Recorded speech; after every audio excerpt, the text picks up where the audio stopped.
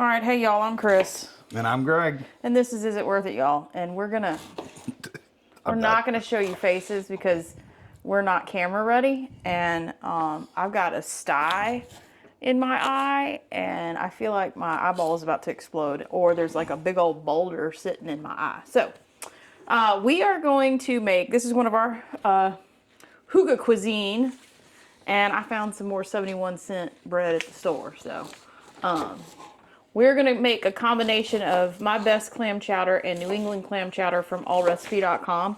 We've made the New England clam chowder before, but this one has like carrots and celery and stuff in it. So this is what we're gonna do today. This is part of the Hygge Danish culture thing. I mean, anything in a bread bowl, let's call it Hygge and make a video of it. So we're gonna take you through what we're gonna use, these recipes, and sorry we're not in the video today. We just, yeah, no. And I'm crying because Greg's... our onions are potent. So just wave, Greg. Wave to the people. You got to put it in camera. You got to put it in. Hi. There we go. There we are. All right. Stick around. Here we go. All right, y'all. Greg is the ultimate chopping machine. We've got potatoes, diced carrots. There's his onions. And the recipe says we're going to dump and the celery. We're going to dump all of this stuff in the pot with clam juice and bring it up to a simmer until everything is tender. Okay, y'all, you're going to get this view. Don't look at this eye. I needed to come on here and tell you that when you're using canned clams, and we have learned this the hard way, these are the kind that we get, and we purchase these when they go on sale. I can't even remember what month it is, but we purchase these when they go on sale. We do not pay full price for these at all because they're too much full price. I won't do it. So when you buy these and you have to reserve the clam juice for the recipe, we use a colander or a strainer like this, and I run these through cold water for a good 4 or 5 minutes, stirring them with a spoon to make sure we get all of the sand and the silt out. Same thing goes for the reserved clam juice. What I do is I put paper towels or a coffee filter in the bowl. I prefer paper towels. Then I dump the clam juice into the bowl, pick it up and squeeze it and run it through a paper towel because there's so much sand and silt in this, and if you don't do it, you're gonna be eating sand and silt when you take big old bites of this clam chowder, and you do not want that. So make sure you take the time to run your clams through water and run your clam juice through some sort of filter to get all that junk out, okay? All right, next step.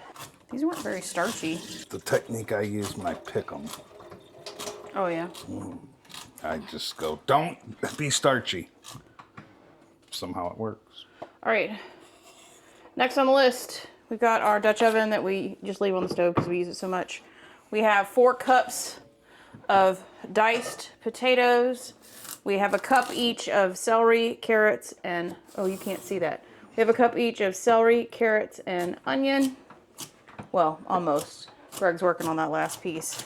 We have the filtered reserved clam juice. Run through a strainer. Look, see? There's nothing left in the bottom of that cup. All the sand and junk's gone. And then we cover with enough, we put enough water in to cover. What do you think? Good enough? It's vegetables that are light, so they're going to float, so I don't know. Well, I mean, it's close enough, right? It's covered the potatoes, yeah. Okay, so we just crank this on, put the lid. Smart. Oh. You're like, put it till it covers, and then everything just started floating, and it's like, yeah, I don't think that's going to work. Do we need to put any salt and pepper or anything in here? I feel like it needs to be seasoned. Maybe that's just the clam juice. Cover, simmer on low until vegetables are tender. Meanwhile, melt butter in a large pan. Oh, it wants us to make a roux. Okay. That's all. I feel like I want you. I know, the roux's me. I feel like I want to put salt and pepper in here.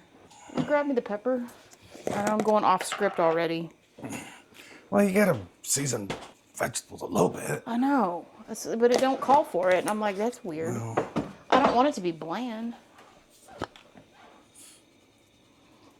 I mean, that's what potatoes soaks up stuff. You don't want them to taste raw. Okay, I'm gonna All right. Vacate the kitchen area. Do not look over at the couch area. I saw you slip the candy in your pocket. Don't worry. We don't even have candy. Okay, the candy we made. What's going on? We're going to have some words, y'all. Bye.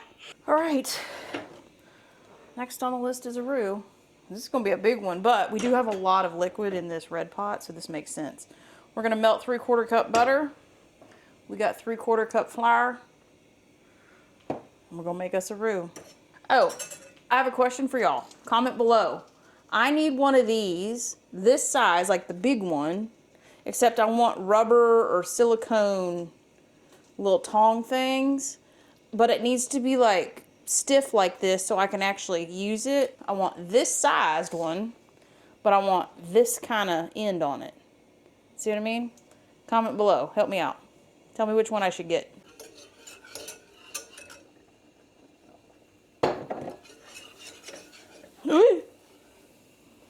Wow. That sucker went flying. I'm pretty good at throwing stuff on the floor, you know what? Yes, you are. See, they're not putting any seasonings in the, roux either. I don't understand, y'all. Where does it say salt and pepper to taste? Does it? Oh yeah, black pepper to taste at the end. No, you don't salt and pepper at the end only. This one calls for red wine vinegar. You think we can get away with apple cider vinegar? Or rice wine vinegar? Maybe rice wine vinegar. What do you think? Rice wine. Okay. All right, we're making a roux. I don't know how apple would be with that. Yeah, that's true. All right. Remember, y'all, cooking the flour taste out of the flour doesn't take very long. Woo! Here's another pro tip, y'all. If you don't have half and half, you can take a thing of evaporated milk and milk and combine the two into whatever measurement you need. And so do half evaporated milk and half regular milk. And it kind of acts like a half and half. Greg, will you come here and look at this and see if you think this is going to be too much water? Should we pull some of there out of there? Maybe pull it out and reserve it? Yeah. Okay. Yeah. Because then I got to dump this in there. I don't know if it's going to... When y'all don't want to do a mess and have bacon splash all over, these are a great substitute. They taste really good. They are just bacon crumbles. We get these at either Costco or Sam's. And so we cheat sometimes and don't cook real bacon. We just use bacon crumbles when we need to put bacon in something like clam chowder. Wow, look at this. We thought we were going to have to, look.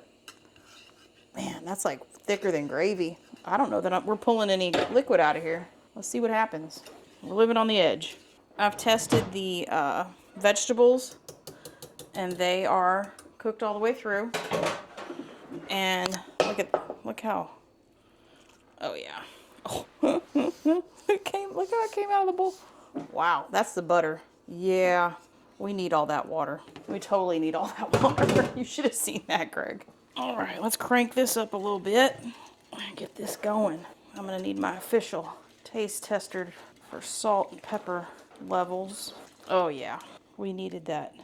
We needed that water. Of course, you know, we can't make something in this Dutch oven that doesn't fill it up. And then we're gonna have to eat on it for 7 days. We just talked about that last night, We did. And here we go again. This is just the recipe. We followed the recipe. How many does it say it feeds? Serves 8. Wow, there you go. See, 4 days. And this is what, a 6-quart Dutch oven? Mm-hmm. That's a lot of yum. All right, we got to get this thing up to boil. Oh, it's trying. Get this thing up to boil, thicken it, throw the clams in. All right, let's get those proteins in there. It feels a little awkward to put this teeny weeny little amount of clams in here. But we got all the clam juice, so the flavor is going to be amazing. And clams have if you've never had clams before, they pack a punch. You're not going to miss them. And since the bacon and the clams are already cooked, we're just got to heat them through. Oh, this looks so good. I'm okay to eat on this all week. And I like it too. This is more soupy than gravy. Last time I think we made it too thick. I like this. It just looks good too. Look at that, y'all. We'll get our 71-cent bowls and serve it up. I'll let you know what the official taste tester thinks.